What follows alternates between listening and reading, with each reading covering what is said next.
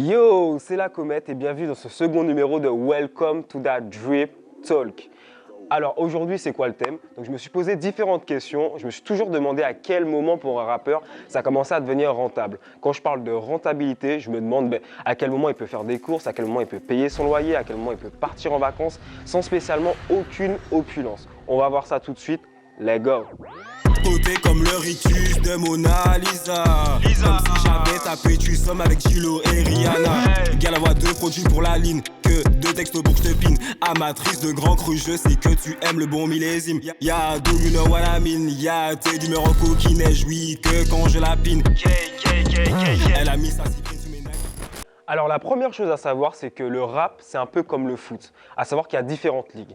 Il y a la Major League, la Ligue 1, Ligue 2 nationale, etc., etc., etc. Donc ça se passe vraiment comme ça pour les rappeurs et pour la rentabilité, donc pour les revenus qu'ils vont dégager. Mais si tu es un rappeur de national, tu peux mieux gagner qu'un rappeur qui est en Major League, on va dire, parce qu'imagine que tu as la main sur ton réseau de distribution, ton réseau de production, ton réseau de merchandising, c'est extrêmement important. Tandis que les gens donc, qui sont du coup en Major League, il y a des gens qui sont payés pour ça. Donc du coup, ils vont gagner en général moins d'1 € par CD. Parce qu'il faut savoir qu'on s'occupe de leur communication, de leur merch, de toute la production du CD et de tout ce qui va avec. Donc ok, tu as signé chez les grands, tu as signé chez les gros, mais au niveau de la rentabilité, c'est beaucoup moins important qu'un rapport inférieur qui va s'occuper de tout de A à Z. Alors imagine que tu sois un artiste qui est signé en major. Donc ok, c'est bien, tu es numéro 1, tu es en Ligue 1, tu fais partie des champions. On s'occupe de ta communication, de ton merchandising, de ta production et de ta distribution. Mais en fonction donc, du contrat que tu auras négocié, en fonction de ton aura, en fonction de qui tu es et de ce que tu dégages également, tu peux moins bien gagner qu'un mec qui sera en national pour la simple et bonne raison que on s'occupe de tout pour toi, mais sauf que les gens, il faut bien les rémunérer au bout d'un moment. Donc en général, tu vas moins gagner. Donc on va dire autour de 0,80, 0,90 centimes par album vendu.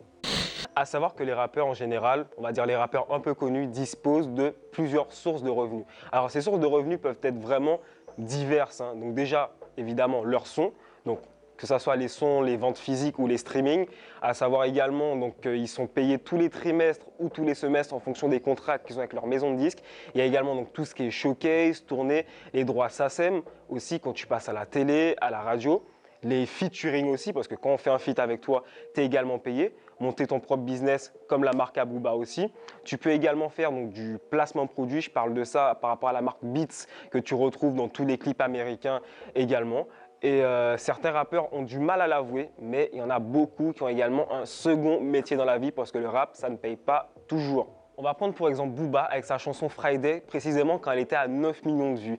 Donc il faut savoir que par rapport à la plateforme donc, YouTube, il gagnait 0,00074 $ par écoute et par rapport à Napster c'était 0,017 centimes donc par écoute. Donc il y a vraiment une grosse différence entre les plateformes sur lesquelles donc, sont situés les artistes, ce qui nous donne environ donc sur Napster 124 000 € autour de ça et donc sur YouTube ça nous donne à peu près 9 000 €. Pour reprendre à ton artiste préféré à ses ventes, maintenant imagine qu'il fasse 25 000 en vente physique. Donc ça lui fera autour de 26 250 € parce qu'on se dit qu'un artiste touche environ 10%, voire un petit peu moins de 10%, donc autour de 1 € ou 0,90 centimes donc par album.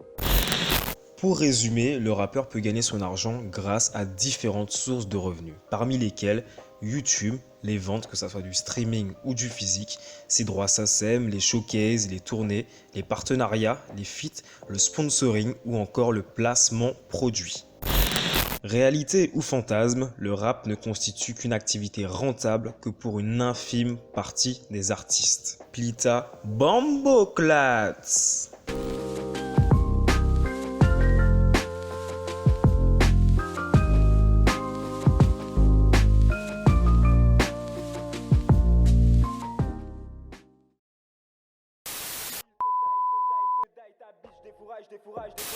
Alors pas détail, pas détail, pas détail.